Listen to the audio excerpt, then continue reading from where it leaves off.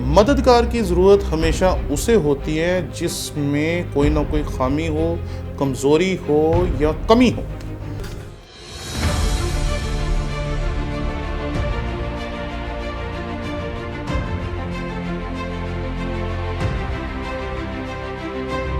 ہمارے چینل کو لائک کریں، شیئر کریں، سبسکرائب کریں، اور اگر آپ کو پسند آئے تو ہمارے ان ویڈیوز کے لنکس کو لے کر آپ اپنے دوستوں، عزیزوں اور رشتہ داروں تک بھی پہنچائیں، تاکہ ان لوگوں تک بھی خدا ان کا کلام پہنچانے میں آپ ہمارے ساتھی ہو سکیں جو شاید ہمارے چینل کو ابھی نہیں دیکھتے یا مجھے نہیں جانتے، اور شاید انہوں نے آج تک ہمارے چینل کو دیکھا نہیں ہے، تاکہ وہ بھی ہمارے چینل کو لائک کریں، شیئر کریں، سبسکرائب کریں، تاکہ وہ بھی خدا ان کے کلام کو سیکھنے کے اس سلسلے میں شریک ہو سکیں۔ شکریہ۔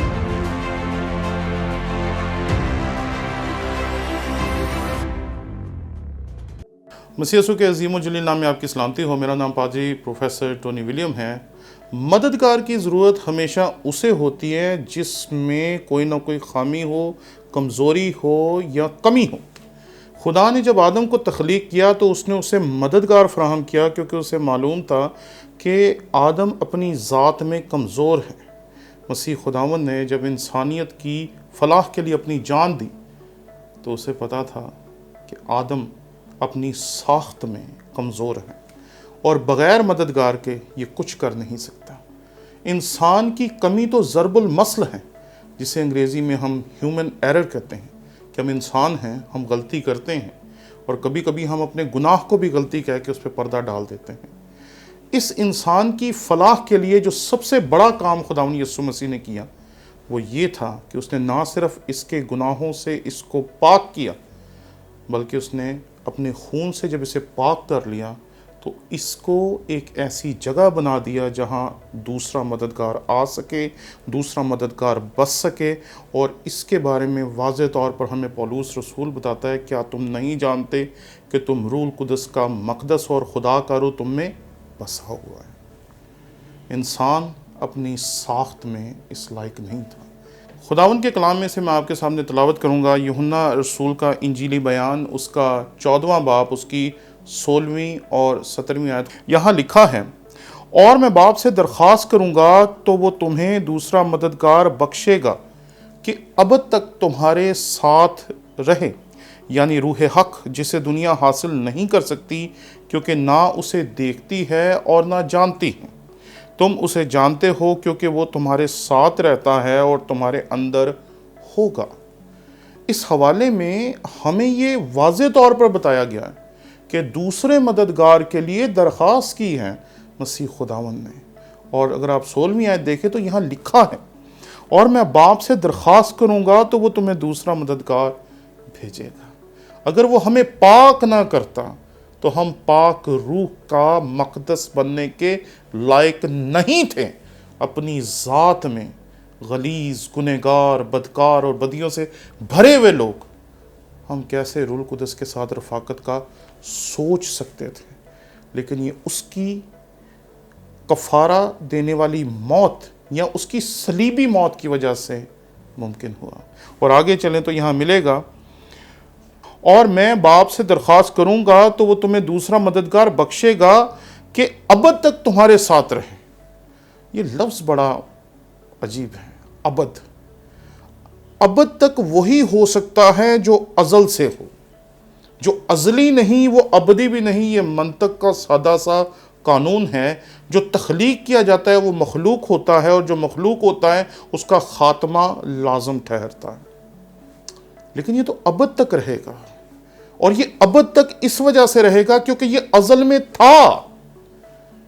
خدا کا روح پانی کی سطح پر جنبش کرتا تھا، وہ ازل سے خدا کے ساتھ تھا، اسی لیے وہ ابد تک ہیں۔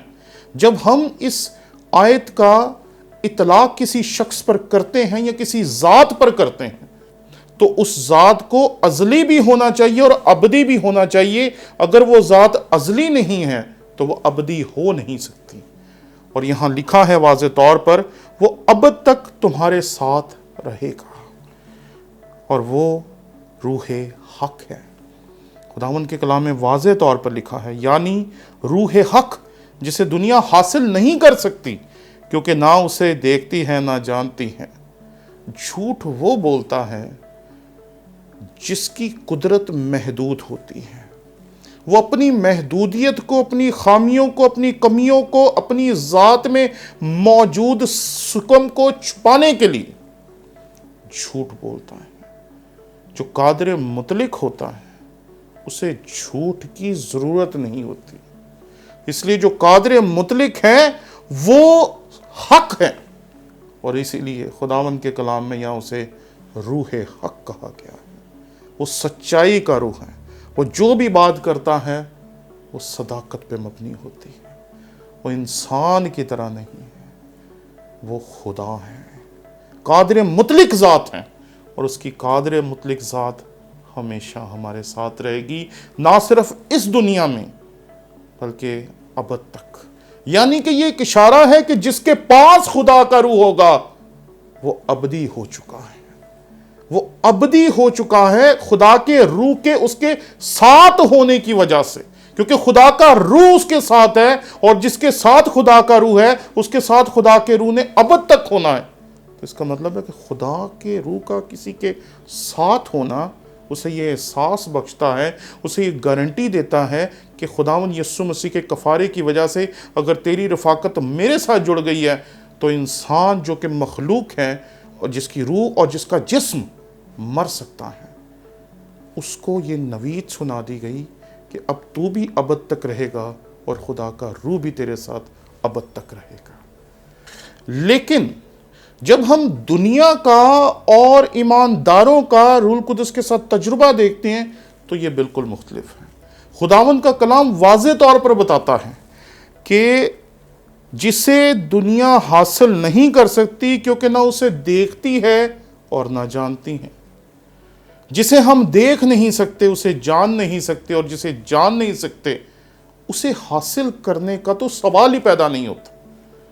اس لیے جاننے کے لیے دیکھنا ضروری ہے، اور دنیا اسے دیکھ ہی نہیں سکتی۔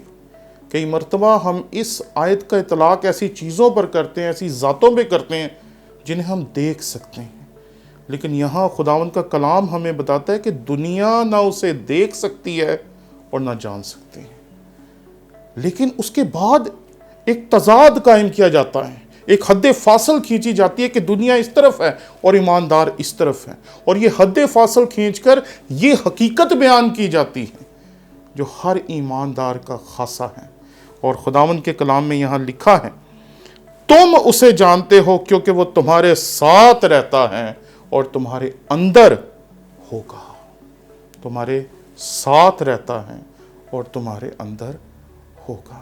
جو ازل سے ہیں وہ ابد تک رہے گا، جو ازل سے ہیں وہ اس دنیا کی انتہا تک آنے والے ہر ایک ایماندار کے ساتھ رہے گا، اور ہر ایک ایماندار کو وہ قوت بخشے گا جو مسیح خداوند نے اپنے شاگردوں کو حاصل کرنے کے لیے، رکنے کے لیے کہا تھا کہ ٹھہرے رہو جب تک تمہیں قوت کا لباس نہیں ملتا، ٹھہرے رہو۔